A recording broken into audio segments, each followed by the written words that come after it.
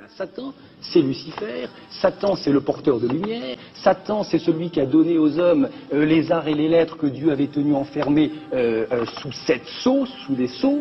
Et donc Satan, c'est d'une certaine manière l'intelligence, c'est la clairvoyance, c'est la pénétration, c'est tout ça Satan. Alors moi j'ai tendance à penser que le fait que Judas soit Satan, ça veut dire que dans ce groupe, dans cette cohorte d'apôtres, Judas était celui qui, de manière immanquable, était le plus à même de deviner, de reconnaître ce que Jésus annonçait en ce moment et de reconnaître le Fils de Dieu en Jésus. J'ai tendance à penser que ce message, qu'aucun des 11 autres, grâce au diable, bien entendu, vous admettez l'existence du diable. Ah, jamais l'existence du diable. Et comment, bien sûr, Cela dit, quand on écoute votre discours, vos mots, la façon dont Jean-Luc Mélenchon s'exprime, ses références, il y a un tropisme maçonnique presque.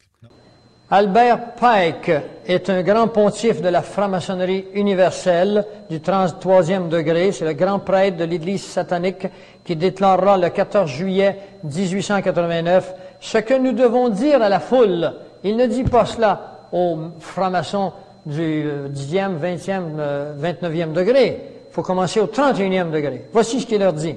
Ce que nous devons dire à la foule, c'est que nous adorons un Dieu, mais que le Dieu que nous adorons est sans superstition. À vous, grands inspecteurs et généraux souverains, nous disons ceci pour que vous puissiez le répéter aux frères du 32, 31 et 30e degré. La religion maçonnique devrait être pour nous tous initiés de haut degré, maintenue dans la pureté de la doctrine luciférienne. Oui, clairement, je suis très lié au courant des Lumières, ça c'est clair. Pour moi, c'est tout le reste est une intendance. La politique est une intendance de cette adhésion intellectuelle au siècle des Lumières et à l'idéal de l'émancipation de la personne humaine, émancipation radicale, culturelle, etc.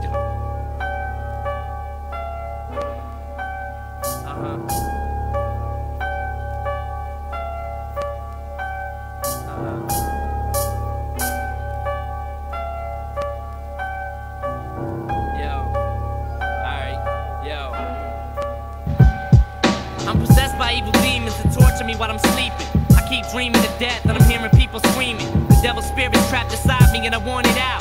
I'm on a couch, bleeding to death in a haunted house with both of my wrists slit. I'm lifted up in the air and suspended in animation like someone's holding me there. I feel somebody's cold hands wrapping around my neck while I choke on my own blood that I swallow and drown to death. But I found a breath that somehow managed to slip the clutches, nearly blacking out from dizziness and head rushes, tripping over OD bodies of dead lushes. Bloodstains paint the plush carpet like red slushes. Doors open and close by themselves. Books fly off shelves. Curtains catch fire, the house melts. My skin blisters and sticks together like twin sisters. The wind blows and shatters windows like 10 twisters. Quarter piece of shrapnel in the Adam's apple. 2 cups of holy water and I'm looking at them half full. But as soon as I go to touch them, they turn into red rum. It got silent, then all these voices said, "Follow me into the gates of hell." I heard him yell, "Welcome to the army basement." I rang the bell for service and I was greeted by his mother, covered in dry blood, head still thinning from the shovel. I said I need a room so I could try to get some rest. She gave me the keys to the best weed and a bag of sets and told me that's just for starters. Satan will be in to see me later, to see if I'm interested in being partners.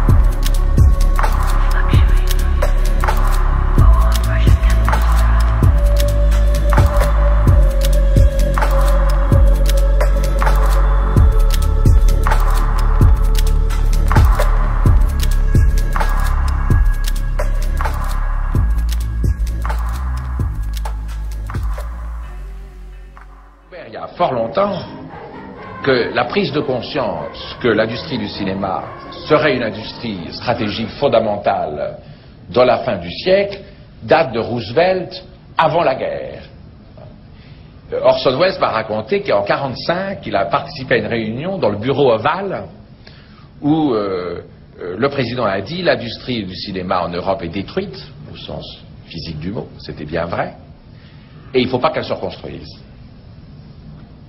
Et c'est là qu'il a envoyé, on oublie toujours ce détail, le secrétaire d'État des États-Unis, qui s'appelait à l'époque M. Burns, qui a fait le tour des gouvernements européens pour dire, ben voilà, hein, l'Amérique vous a sauvé, l'Amérique va vous sauver, l'Amérique va vous nourrir, ce fut le plan Marshall, et vous allez laisser circuler librement les films. Je dois vous dire que ça paraissait même dérisoire, si c'était seulement ça la contrepartie. Et se sont signés à Paris les fameux accords, fameux, pas très fameux, mais ils sont pourtant, ils mériteraient de l'être, qui s'appellent les accords Blum, qui est à l'époque le président du Conseil, après le départ de Général de Gaulle en 1946, et du secrétaire d'État Burns.